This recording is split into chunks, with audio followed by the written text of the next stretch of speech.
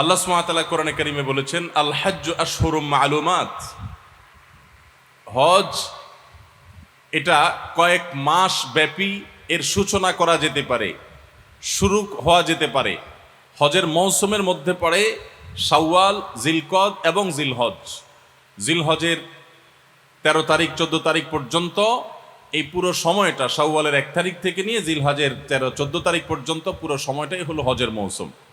এই জন্য আল্লাহ সুবহানাহু ওয়া তাআলা হজকে কয়েক মাস ব্যাপী আদায়যোগ্য ইবাদত বা যেটির সূচনা করা যেতে পারে সেরকম ইবাদত হিসেবে উল্লেখ করেছেন। হজের মূল কার্যক্রম যদিও জিলহজের 8 থেকে 13 জিলহজ হয়ে থাকে, কিন্তু কেউ চাইলে হজের উদ্দেশ্যে এহরাম পরে, হজের নিয়তে মিকাত ক্রস করে হজের স্টার্ট হয়ে থাকে এহরাম পরে। এহরাম পরার মাধ্যমে বিশেষ করে যারা হজে তামাত্তু করবেন অথবা কেরান করবেন, এমনকি ইফরাদ করবেন, অর্থাৎ হজের উদ্দেশ্যে যে যাত্রা, সেই যাত্রা হজের উদ্দেশ্যে যে এহরাম পরে তিনি তার নিজ গন্তব্য থেকে মক্কায় প্রবেশ করবেন এবং হজের মূল আনুষ্ঠানিকতা 8 জিলহজ পর্যন্ত অপেক্ষা করবেন, সেটি শাওয়াল থেকেই শুরু করা যায়। এজন্য ইবাদতের একটা মৌসুম রমজানে শেষ হলেও আরেকটা মৌসুম শুরু হয়েছে। তো এই হজের মৌসুম যেহেতু শুরু হয়েছে, হজের সিজন যেহেতু শুরু হয়েছে, হজ সম্পর্কে আমরা সামান্য কয়েকটি কথা আরজ করতে চাই। আমরা বেশিরভাগ মানুষই হয়তো হজ করার তৌফিক হয় নাই, কিন্তু হজ এমন একটা ইবাদত, যেই ইবাদতটাকে আমরা প্রেমময় ইবাদত বলতে পারি, যে ইবাদতের স্বাদ, যে ইবাদতের তৃপ্তি, যে ইবাদতের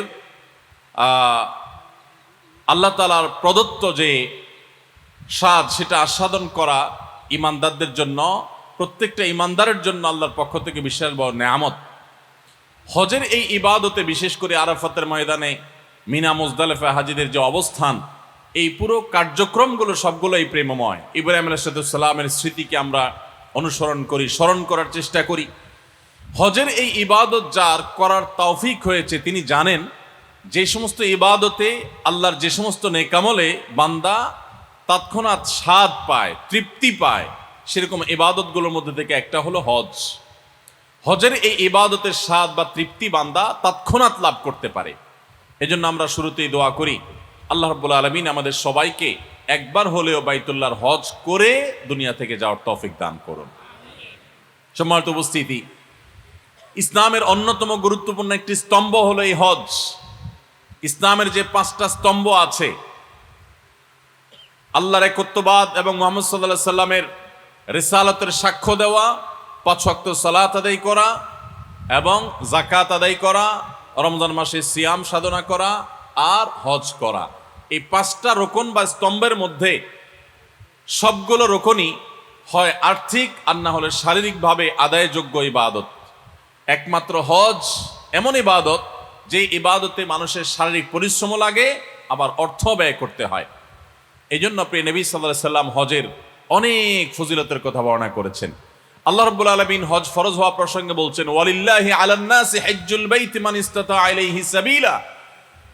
কোরআনে রোজা ফরজ হওয়ার ক্ষেত্রে আল্লাহ বলেছেন, কুতিবা আলাইকুমুস সিয়াম, তোমাদের উপরে সিয়ামকে ফরজ করে দেওয়া হয়েছে। নামাজ ফরজ হওয়ার ক্ষেত্রে বলা হয়েছে, আকিমুস সালাহ, তোমরা সালাত কায়েম করো। অন্যান্য বিধিবিধানের ক্ষেত্রে সরাসরি আল্লাহ তাআলা নির্দেশ জারি করেছেন। কিন্তু হজের ক্ষেত্রে আল্লাহ সুবহানাহু ওয়া তাআলা বলছেন, ওয়ালিল্লাহি আলান নাসি হজ্জুল বাইতি মান ইসতাতা ইলাইহি সাবিলা।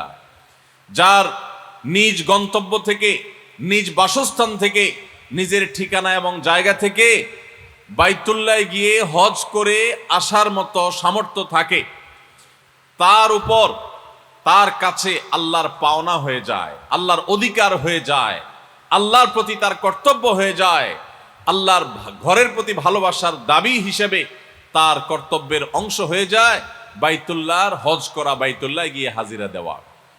এই আয়াতের মধ্যে আপনি দেখতে পাচ্ছেন, ওয়ালিল্লাহি আলান নাস, মানুষের উপরে আল্লাহর পাওনা হয়ে যায় বাইতুল্লাহর হজ করা, যদি সে সামর্থ্য রাখে। এই বলার ধরন এবং ধাঁচ বোঝা যায় যে এটা একটা প্রেমময় ইবাদত। অর্থাৎ আপনার টাকা পয়সা হবে, সামর্থ্য হবে, এরপর আপনি ঘর বাড়ি, দালান কোঠা, ব্যবসা বাণিজ্যের উন্নতি, এই সব কিছুর চিন্তা পরে করে আল্লাহ আপনাকে যখনই সঙ্গতি দিবেন, সর্বপ্রথম কর্তব্য হলো যে আপনি হজ করবেন, এমনকি জাকাতের জন্য আপনি 1 বছর অপেক্ষা করবেন। আপনি আজকে জাকাত দেওয়ার মতো সম্পদের মালিক হয়েছেন, তো কালকে ইসলাম আপনাকে জাকাত দিতে বলে না, 2-4 মাস পরেও দিতে বলে না, 1 বছর যদি সেটা থাকে তখন আপনাকে জাকাত দিতে বলে। কিন্তু হজের বিষয়টা এরকম যে হজ করার সুযোগ যখন আছে, তার আগ মুহূর্তে যদি কেউ হজ করার মতো আর্থিক সঙ্গতি লাভ করে আর এদিকে এখনই টাকা জমা দিয়ে তিনি হজে যেতে পারবেন সেই সুযোগ থাকে, তাহলে তার উপরে হজ করা ফরজ হয়ে যায়। এটা এমন একটা প্রেমময় ইবাদত যে আপনার টাকা হওয়ার পর, সঙ্গতি হওয়ার পর সবকিছুর আগে আপনি হজ করবেন এবং দৌড় দিয়ে চলে যাবেন। আমাদের দেশ থেকে মানুষ সাধারণত হজে যায় হলো বুড়ো বয়সে, মানুষ যায় হলো রিজেক্টেড লাইফে, যখন গিয়ে মিনা, মুজদালিফা, আরাফা কোনো জায়গায় সে ভালো করে পারফর্ম করতে পারবে না, ইবাদতগুলো সঠিকভাবে পালন করতে পারবে না, ডানে যেতে চাইলে শরীরটা বামের দিকে টানবে, এরকম জটিল পরিস্থিতিতে শরীরটা যখন শেষ হয়ে যায়, যখন সেই স্টামিনার থাকে না, স্পৃহার থাকে না, সে উদ্যম আর থাকে না, ওই বয়সে মানুষ হজ করতে যায়। আজকে আপনাদের সবাইকে আমি বলতে চাই যে সবাই পাক্কা নিয়ত করেন এবং প্রতিজ্ঞা করেন, আল্লাহ রাব্বুল আলামিনের সঙ্গে ওয়াদা করবেন যে আল্লাহ যদি কখনো সঙ্গতি দেন, আর্থিক সঙ্গতি দেন, দুনিয়ার সমস্ত কাজ পরে যখনই হজ করে আসার মতো টাকার মালিক হবেন, সবকিছু পেছনে ফেলে রেখে 1 নম্বর কাজ হবে বাইতুল্লাহর হজ করা। চেষ্টা করা যাবে না ইনশাআল্লাহ? আল্লাহ আমাদের সবাইকে তৌফিক দান করুন। হজ এমন একটা ইবাদত ভাই, একবার জীবনে যারা হজ করেছেন, এমনকি ওমরা করেছেন, কোন সালাফ যেটাকে ছোট হজ বলেছেন, এই হজ যদি কেউ জীবনে একবার করে থাকেন, তিনি জানেন এর স্বাদ কি। মরণ পর্যন্ত হজের সে স্মৃতিগুলো তিনি ভুলতে পারেন না। জীবনে বহু জায়গায় আপনি সফর করে থাকতে পারেন, অনেক দেশ আপনি ভ্রমণ করে থাকতে পারেন, কিন্তু হজের যে স্মৃতিগুলো, মিনা, মুজদালিফা, আরাফায় অবস্থান এবং জামারাতে পাথর নিক্ষেপ, বাইতুল্লাহর তাওয়াফ এবং অন্যান্য কর্মকাণ্ডগুলো, এগুলো যারা হাজী সাহেব তারা বলতে পারবেন, জীবনে কখনো সেই স্মৃতিগুলো তারা ভুলতে পারেন না। অন্তরে এমনভাবে সিল পড়ে যায়, এমনভাবে সেটা গেঁথে যায় যেটাকে মানুষ ভুলতে পারে না। এই জন্য যাদের জীবনে হজ করার তৌফিক হয় নাই, তারা আল্লাহর কাছে এখন থেকে চোখের পানি ফেলে দোয়া করতে থাকেন, আল্লাহ তোমার বাইতুল্লাহর জিয়ারত করা ছাড়া, হজ করা ছাড়া তুমি দুনিয়া থেকে নিও না। অনেক গরিব মানুষ আছেন, অনেক অভাবী মানুষ আছেন, তাদের প্রতিজ্ঞা, তাদের দৃঢ় চেতা, ইচ্ছা শক্তি আল্লাহর কাছে সেভাবে দোয়া এবং কামনা করার কারণে আল্লাহ রাব্বুল আলামিন তাদেরকে হজ করার তৌফিক দিয়েছেন। আবার বহু পয়সাওয়ালা মানুষ আছে যাদের হজ করার তৌফিক হয় নাই। এজন্য সবাই হজের নিয়ত করবো তো ইনশাআল্লাহ। শুধু নিয়ত করলে হবে না, তার জন্য এখন থেকে চেষ্টা শুরু করে দেন। আপনি একজন গরিব অভাবী মানুষ, আপনি একজন খেটে খাওয়া দিনমজুর মানুষ, আপনি একজন স্বল্প আয়ী মানুষ, আপনি হয়তো চিন্তা করতে পারেন এখন 6-7-8 লাখ টাকা দরকার হয় হজ করার জন্য, এত টাকা আমি কোত্থেকে জোগাড় করব? এই চিন্তা না করে আপনার কাছে এখন যতটুকু সামর্থ্য আছে সেখান থেকে অল্প অল্প সামান্য সামান্য টাকা জোগাড় করে হলেও আপনি হজের জন্য বিসমিল্লাহ করে জমা করে শুরু করে দেন, রাখতে শুরু করেন, আর এদিকে চোখের পানি ফেলতে থাকেন, দোয়া করতে থাকেন। দেখবেন অলৌকিকভাবে আল্লাহ রাব্বুল আলামিন কুদরতিভাবে আপনার সমস্ত টাকার ব্যবস্থা করে দিবেন ইনশাআল্লাহ। ভাইরা আমার, ইসলামের 5টি স্তম্ভের মধ্যে থেকে এই স্তম্ভটা অত্যন্ত গুরুত্বপূর্ণ, অত্যন্ত গুরুত্বপূর্ণ। নামাজের মধ্যে শারীরিক ইবাদত আছে, রোজার মধ্যে শারীরিক ইবাদত আছে। ঈমান আনতে কোনো অর্থ দরকার হয় না, শারীরিক ইবাদত, ঈমান আনাটাও শারীরিক বিষয়। অন্তরের বিশ্বাস আর মুখের উচ্চারণ, অঙ্গ প্রত্যঙ্গ দ্বারা সম্পাদন ঈমানের রোকন। কিন্তু হজ এমন একটা ইবাদত যেটা ঈমান, নামাজ, যাকাত, রোজা এগুলোর মতো না যে শারীরিকভাবে শুধু ইবাদত করতে হয় বা আর্থিকভাবে। যাকাতের জন্য শুধু অর্থ দরকার হয়, শারীরিক কায়িক পরিশ্রম দরকার হয় না। হজ এমন একটা ইবাদত, এখানে আপনার শারীরিক পরিশ্রমও লাগে, আবার অর্থ ব্যয় করা লাগে। আপনার কোনো বন্ধুকে আপনি ভালোবাসেন, সেটা জাহির করার জন্য টাকা আছে প্রচুর, আপনার হাতে সময় নেই, ব্যস্ত মানুষ, ব্যবসায়ী মানুষ, তো অনেক সময় আপনি তাকে বলেন দোস্ত লাগলে টাকা নিয়ে যাও, সময় আমি দিতে পারবো না। আবার অনেক সময় দেখা যায় আপনি গরিব মানুষ, বন্ধুর জন্য আপনি সময় দিয়ে উপকার করতে পারেন কিন্তু টাকা দিতে পারেন না, কারণ আপনি গরিব মানুষ। কিন্তু যদি কখনো বন্ধুর জন্য আপনি শারীরিক ইবাদত, শারীরিক উপকারিতা, সময় দিয়ে আপনি তাকে উপকার করতে পারেন, আবার অর্থ দিয়ে উপকার করতে পারেন, এই জিনিসটা আপনার জন্য যেরকম ভালো লাগা কাজ করবে, সত্যিকারের বন্ধুর পরিচয় আপনি দিতে পারবেন, ঠিক একইভাবে আল্লাহর ইবাদত যেগুলোতে অর্থ লাগে না, শুধু শারীরিক ইবাদত করা যায়, অনেকেই করতে পারে। আবার কিছু ইবাদত আছে যেগুলা আর্থিক ইবাদত, বড় লোকরা জাকাত দিতে পারে, দান করতে পারে, কিন্তু নামাজ পড়ার সময় পায় না। কিন্তু জাকাত এমন একটা হজ এমন একটা ইবাদত যেখানে দুইটারই সমন্বয় আছে। এই জন্য হজের এই ইবাদত সম্পর্কে নবী করিম সাল্লাল্লাহু আলাইহি সাল্লামের অনেকগুলো হাদিস রয়েছে, অনেকগুলো ফজিলত এবং মর্যাদাপূর্ণ বর্ণনা আমরা দেখি। এর ভিতরে একটা হাদিস হলো যেটা আমি পড়লাম, মান হাজ্জা ফালাম ইয়ারফুস ওয়ালাম ইয়াফসুক, যে ব্যক্তি বাইতুল্লাহর হজ করলো, সেখানে কোনো পাপাচারে লিপ্ত হলো না, কোনো গুনাহের কাজে লিপ্ত হলো না, নারী গতিতে কোনো অপরাধে লিপ্ত হলো না, তাহলে সে ব্যক্তি হজ করে যখন ফিরে আসে, ফ্রেশ হজ করতে পারলে, ত্রুটিমুক্ত হজ করতে পারলে, মায়ের পেট থেকে ভূমিষ্ঠ হওয়া সদ্য নবজাতক শিশুর মতো নিষ্পাপ হয়ে সে ফিরে আসে।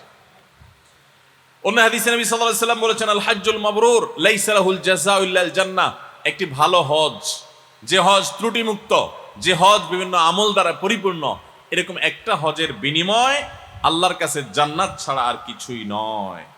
এর বিপরীতে ওমর রাদিয়াল্লাহু তাআলা আনহুর একটি বর্ণনা রয়েছে, যদি কেউ হজ করার সামর্থ্য রাখে অথচ সে হজ করলো না, তাহলে সে ইহুদি হয়ে কিংবা খ্রিস্টান হয়ে কিংবা অন্য ধর্মাবলম্বী মানুষ হয়ে বেঈমান হয়ে মারা যায়, এতে আল্লাহ বা তার রাসূলের কিছু যায় আসে না। অত্যন্ত ভয়াবহ সতর্কবাণী। এজন্য ভাইরা আমার, আমাদের সমাজে অনেক মানুষ আছেন যাদের হজ ফরজ হয়ে গেছে, তারা হজকে বিলম্ব করেন। কেন বিলম্ব করেন? এক সময় আমরা শুনতাম যে মেয়ে বিয়ে দেওয়া ছাড়া হজ করা যায় না, অথচ এগুলা ভিত্তিহীন কথা। আপনার হজ করার মতো সামর্থ্য হয়ে গেছে, বিয়ের উপযুক্ত মেয়ে আছে, হয়তো তার বিয়ে হয় নাই, আরো 2 বছর দেরি হবে, কখন হবে আল্লাহ ভালো জানে, আপনি তার জন্য অপেক্ষা করবেন না, দ্রুততার সাথে আপনি হজে চলে যাবেন। ঠিক একইভাবে অনেকে মনে করেন যে জোয়ান বয়সে হজ করা যায় না। কেন জোয়ান বয়সে হজ করা যায় না? কারণ জোয়ান বয়সে হজ করে ফেললে, এত সকাল আমরা ভালো হয়ে গেলে, হজ করে গেলে, অনেকে মনে করে হজ করে ফেললে আর আকাম কুকাম করা যায় না, খারাপ কাজ করা যায় না। তো আগে ভাগে হজ করে ফেললে ব্যবসা বাণিজ্য করতে গিয়ে, চাকরি বাকরি করতে গিয়ে ঘুষ, দুর্নীতি, 2 নম্বরী কাজ কেমনে করব? এই জন্য হজ বুড়া বয়সে করে, যে সমস্ত অপকর্ম করে শেষ করে, 2 নম্বরী কাজ সব করে শেষ করে, এরপরে বুড়া বয়সে যখন ফেরেশতা হওয়ার নিয়ত করব, তখন যায় মক্কা যায় একটা হজ করে আইসা একেবারে লম্বা দাড়ি, টুপি, রুমাল, জুব্বা লাগায়া তাসবিহ হাতে নিয়ে মসজিদে বসে আমরা ফেরেশতা হয়ে যাব। এরকম অনেক মানুষ নিয়ত করে কি করে না? আমার প্রশ্ন হলো, হজ করলে আর অপকর্ম, খারাপ কাজ, আকাম কুকাম করা যাবে না, কে বলছে আপনাকে? কোথায় পাইছেন? আমি তো কোথাও পাই নাই। কোরআন হাদিসে কোথাও লেখা নাই যে হজ করলে আর আকাম কুকাম করা যাবে না। অপকর্ম, খারাপ কাজ এগুলো হজ করলেও করা যাবে না, হজ না করলেও। অপকর্মের সাথে হজের কোনো সম্পর্ক নাই। হজ না করলে কি গুনার কাজ করা যাবে নাকি? সর্বাবস্থায় করা যাবে না। এই জন্য ভাই, শয়তান আমাদেরকে নানাভাবে আমাদের হজকে বিলম্বিত করে। যারা হজে গেছেন তারা জানেন, মক্কা মদিনায় শুধুমাত্র বাংলাদেশি আর কিছু ইন্ডিয়ান হাজি দেখা যায় যে তারা বুড়ো বয়সে হজ করতে গেছে। পৃথিবীর কোন দেশের এত বৃদ্ধ হাজি দেখা যায় না যত বৃদ্ধ হাজি দেখা যায় এই বাংলাদেশের। সারা পৃথিবীর মানুষদেরকে দেখবেন হজ করতে আসছে, তারা ইয়াং বয়সে হজ করতে আসে। আর বাংলাদেশে সবাই যায় কোন বয়সে? বুড়ো বয়স। সরকারি চাকরি করে ঘুষ, দুর্নীতি, চুরি, ডাকাতি সব শেষ করে এরপরে রিটায়ারমেন্টের পরে উনি যায় সেখান থেকে সিল মারায় ফেরেশতা হওয়ার জন্য। সারা জীবনের কালো টাকা সব সাদা করার জন্য যান। একবার না 50 বারও যদি হজ করেন, তো সারা জীবনের দুর্নীতি করে কামানো টাকার একটা টাকাও আল্লাহর কাছে হালাল হবে না, সাদা হবে। এই জন্য হজকে বিলম্ব করবেন না। নবী আলাইহিস সালাম বলেছেন, তোমরা বাদিরু ইলাল হজ, দ্রুততার সাথে হজ করে শেষ করো। ফাইন্নাহু লা ইয়াদরি আহাদুকুম মা ইয়ারিদুলাহ, কারণ তোমাদের কেউই জানে না তার জন্য কি অপেক্ষা করছে। হয়তো কোনো দুর্ঘটনা, হয়তো কোনো অ্যাক্সিডেন্টের কারণে তিনি আর হজ করতে পারবেন না। এজন্য হজ বিলম্ব করার কোনো সুযোগ নাই। আল্লাহ তাআলা আমাদের সবাইকে বাইতুল্লাহর হজ করার তৌফিক দান করুন। ভাইরা আমার, হজ কার উপরে ফরজ হয়? হজ ফরজ হয় ওই ব্যক্তির উপরে যাকে আল্লাহ রাব্বুল আলামিন হজের মৌসুমে হজ করে আসার মতো, হজ করে ফিরে আসার মতো আর্থিক সঙ্গতি দিয়েছেন। তিনি প্রাপ্তবয়স্ক মুসলমান পুরুষ, আর নারী হলে তিনি তার আসা এবং পাশাপাশি তার সাথে একজন মাহারামকে নিয়ে আসার মতো টাকার মালিক হলে। এখনকার বাজার দর অনুযায়ী হজের যে খরচ, সেটা অনুযায়ী আমরা বলতে পারি যে 6.5 লাখ 7 লাখ টাকা হলেই হজ ফরজ হয়ে যায়। মহিলাদের হজ ফরজ হওয়ার জন্য মাহরাম সাথে নিতে হয়, এই জন্য তার হবে ডাবল টাকা হলে তখন, অর্থাৎ 7 দুগুণে 14 লাখ হলে তখন তার উপরে হজ ফরজ হবে। কিন্তু এখানে একটা সূক্ষ্ম বিষয় আছে, সেটা হলো আজ থেকে ধরেন 10 বছর 15 বছর আগে যখন 2.5 লাখ 3 লাখ 4 লাখ টাকায়ও হজ করা যেত বা আরো কম টাকা হজ করা যেত এক সময়, ওই সময় আপনার কাছে সেরকম টাকা আসছে কিন্তু আপনি করেন নাই, করছি বলে পিছাইছেন, এখন 7-8 লাখ টাকা হয়ে গেছে, তাইলে হজ মাফ নাই, হজ ফরজ হয়ে গেছে। তখন সামর্থ্য ছিল, আপনি করেন নাই, বিলম্ব করেছেন, অতএব এখন আপনাকে সেটা করতে হবে। এই যে বিলম্ব করেছেন এর জন্য আপনি গুনাহগার হবেন এবং আপনাকে যে কোনো মূল্যে এখন হজ করতে হবে।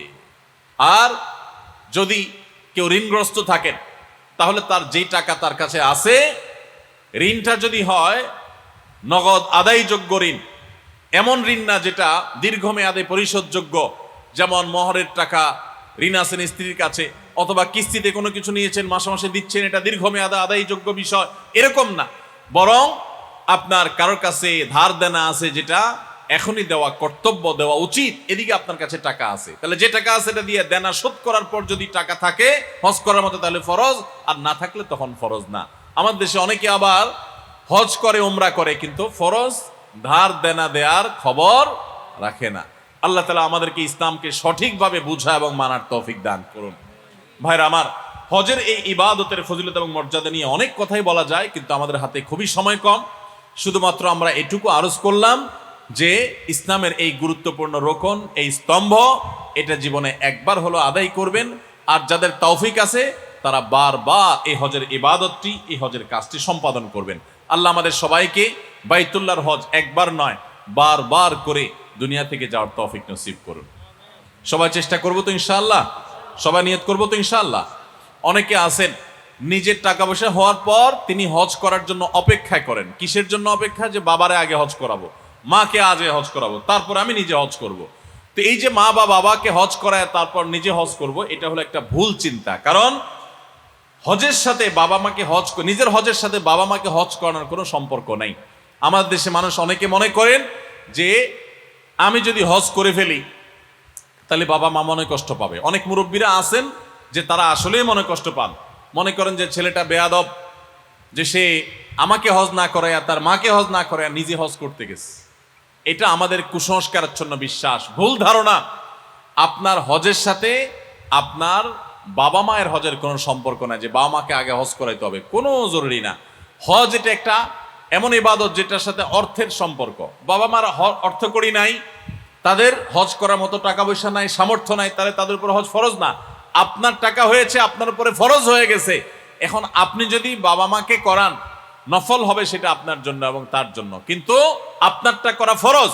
ফরজ বাদ দিয়া নফল করলে তাতে সওয়াবের পরিবর্তে গুনাহ হওয়ার আশঙ্কা আছে।